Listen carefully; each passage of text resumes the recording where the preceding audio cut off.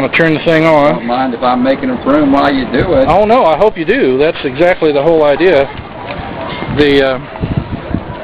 I'm going to kind of pan this,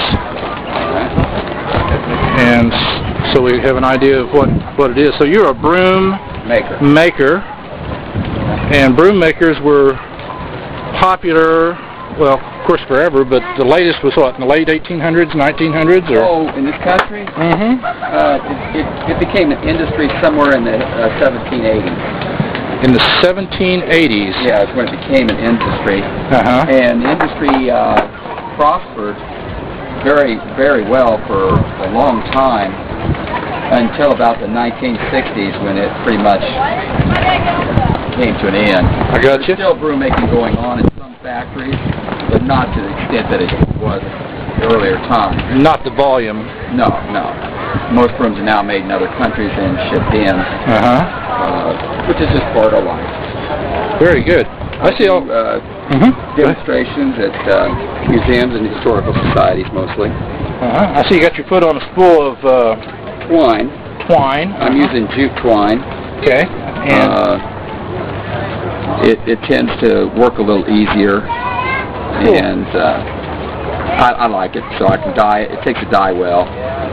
Oh, you dye the twine. I dye the twine. I see. Okay. And I see you've already put some wire around it to kind of. Now, what kind of straw is it? Is it straw, or what are you using? It's a type of grass called broom corn. Is its common name. It's actually a type of. It's in the millet family. It's a sorghum, and its botanical name is sorghum pilar. Sorghum pilar. If you go into a store, like a hardware store, and you buy a broom that's called a corn broom, it's the same material. It's a broom. It's made out of broom corn, and they've been making brooms out of this for hundreds of years. They're the best kind of broom you can have, as far as I'm concerned. They are. I've tried those others, and they just don't seem to. Well, man-made products cannot compete with these. These are seed fibers actually down here at the end. See how they got the twists and everything in there? That's what catches your dust and dirt is the seed fibers. So one of the most critical parts in making a broom is to try to get all your ends at the same place as close as you can. You can see that this here will only require just a very slight trim to get it all at the same place. And what that means is that this will be a very good sweeping whisk broom in this case. Wow. This particular broom is going to be a turkey wing, and this is what it will look like when it's finished. Okay. So it's kind of a right angle, left angle, or whatever. Right. It's just got a nice angle to it. A whisk broom. Yeah, it's a type of whisk broom. And the reason it's called a turkey wing is each one of these bands of wire, there it goes dropping things, each one of these bands of wire represents a feather. Oh, really? In the whisk. And where it really gets the term turkey wing from is that the Native Americans used to use the wing of a turkey to sweep out their lodges. Get out of town. So some broom makers somewhere along the way started making turkey wings. And this happens to be my version of it. Other broom makers have their own version, which is fine. You know, it's always nice to have a little bit of difference between people. Well, very good. This, like I said, is just mine here. Right now I'm starting my handle. The wire portion's already been done, and I'm just going around putting, this is the stalk of the broom corn plant. And I've shaved half of it away for making the larger brooms, and I saved that to make the handles on the whisk brooms. So I just keep putting this in one piece at a time. And I'm just picking through it as I go because I'm wanting to size it more than anything else as I get near the end.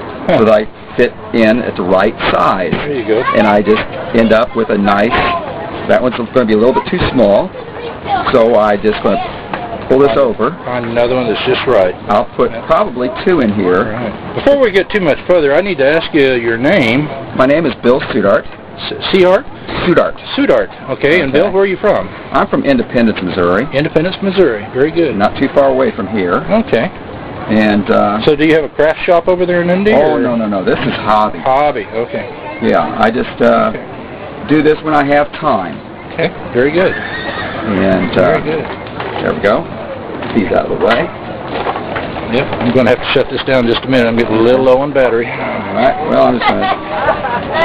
That's fine. I got a brand new shirt and I can't wipe it I will put this on gracetime.com with your permission. That's fine. And you will be seen worldwide, honestly. I get about 19 to 20,000 hits a month, and I don't need to advertise the thing. But people in New York and a whole bunch of them on the West Coast just seem to love it.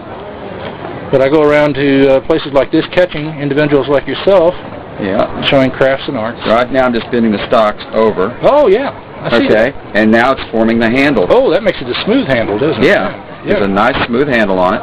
Very good. And it'll have a weave or plating of the stocks, depending on how you want to call it. Wow. And what I do is take my fingernail on the back side of these stocks, push into it, which creases it, and I can turn these over exactly where I want them to be at by doing that. See, I'll show you here. There it goes right on over. Get out of town. And now you're going to wrap it with a twine. Right, I'll go around 3 times, like this. And as you can see, between my feet and my hands, I am part of the machine. Yep. And now here I start my weave. Yep, that's down there, the foot action. And I'm just going to keep going around until I get down far enough. I got to be careful with these. I don't want to be too rough with them, because I can break them. Right. Oh, so you kind of weave it a little bit, is what you're saying. Oh, okay. A little decorative weave here makes a nice handle. Yep.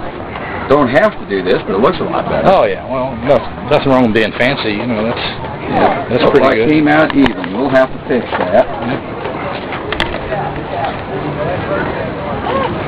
Now this instrument over here is a comb of some kind. Is that what this is? That's a hand-powered scraping machine. Scraping. Okay. It's a type of threshing machine, is what it really is. It's for taking the seeds out of the broom corn. Oh, okay. As you can see, there's a broom laid up on top of it, and what you do is have someone turn the hand crank, and then another person hold the broom bristles against it to knock the seeds out of it. Broom corn would be thrashed 2 times. Once when it's harvested in the field to get the initial seeds out of it, and then after a broom has been made, it would be thrashed again to get the remaining seeds out of it. And this thing that looks like a riding horse is a... It's a type of a brush press, a bench brush press for making whisk brooms. So it's like this one right here. See how that one is with no wire?